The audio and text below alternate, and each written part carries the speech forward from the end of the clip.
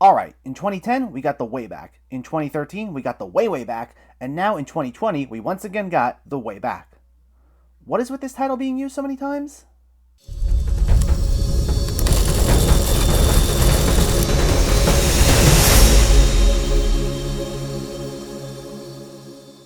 The Way Back stars Ben Affleck as Jack Cunningham, a divorced alcoholic who is approached by staff members at his former high school to coach their basketball team, for whom he was once a star player. Needing a win badly, Jack works hard to turn the losing team around and towards a championship, all while having to confront many of his past demons. This movie was directed by Gavin O'Connor, who also directed the inspirational sports dramas Miracle and Warrior, and this is yet another inspirational sports drama for him to add to his resume. I haven't seen Miracle, though I did enjoy Warrior. I liked it, though I didn't love it as much as everyone else did. In fact, I'm a bit weary of sports movies in general, since a lot of them tend to be some variation of the same formula. A team is losing badly, a troubled coach comes on board to help them out, they begin to turn things around, and then there's some internal conflict that they need to get over so they can win. Not all of them are like that, but most of them are. And while this one also treads some familiar territory, this turned out to be a nice surprise and gave us just a little more than your average sports drama. So let's discuss.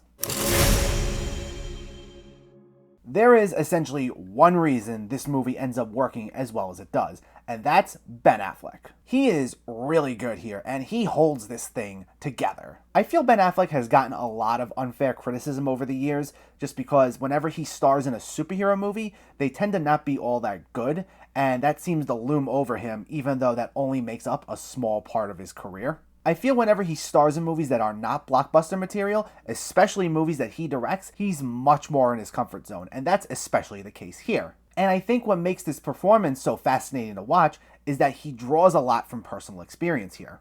Ben Affleck suffered from alcoholism in real life, just like his character Jack, and he stated in interviews that this acted as a form of therapy for him to deal with that alcoholism. And whenever the movie hones in on that aspect of Jack's life, which is especially in the latter half, that's when this movie really excels. It shows just how awful alcoholism can be and how it can really ruin your life. And this will be something that I'm sure will hit home for those watching this that also may be struggling.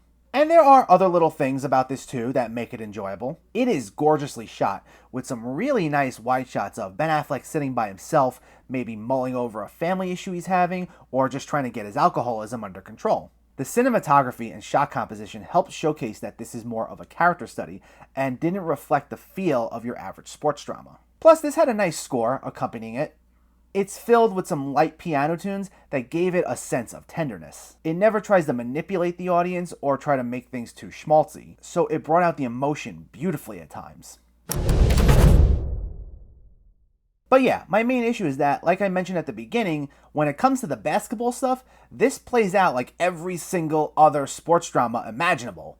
Like, to a T. Ben Affleck is someone with a troubled past, and he's brought on to coach this losing team. But he's never coached before, and he has these unusual coaching methods. And at first they struggle, and then there's internal conflict, and then they start to get better, and etc., etc., etc. There's a formula to these types of movies, and for the majority of this movie, it does not veer too far away from said formula. And because of that, it feels very predictable. It offers very little in the way of surprises. Even with the kids on the team, you really don't learn too much about them other than about one or two of them. And even then, it follows the same tropes as all these other sports movies. You have one kid who keeps messing up and he almost gets kicked off the team. Meanwhile, there's another kid who's a star player, but he has some family issues. And the thing is, there's only so many scenes dedicated to these kids before the movie just cuts back and focuses on the team as a whole just trying to get better. And that's really my only major issue with the movie. The problem is, it's a flaw that encompasses so much of the movie that it's really hard to ignore.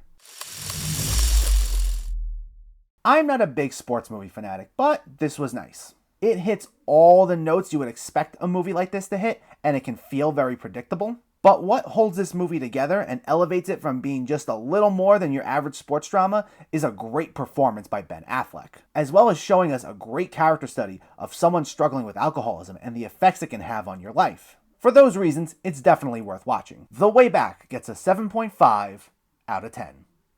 Not a masterpiece by any means, but certainly worth checking out. Even if you're not a fan of sports movies in general, I think you can find a lot of value in this, even if you can predict what happens for half this movie. But yeah, if you can get around to it, go see it. But let me know, did you see The Way Back, or are you planning to see it, and what were your thoughts? Did you enjoy Ben Affleck's performance, and what's one of your favorite sports dramas?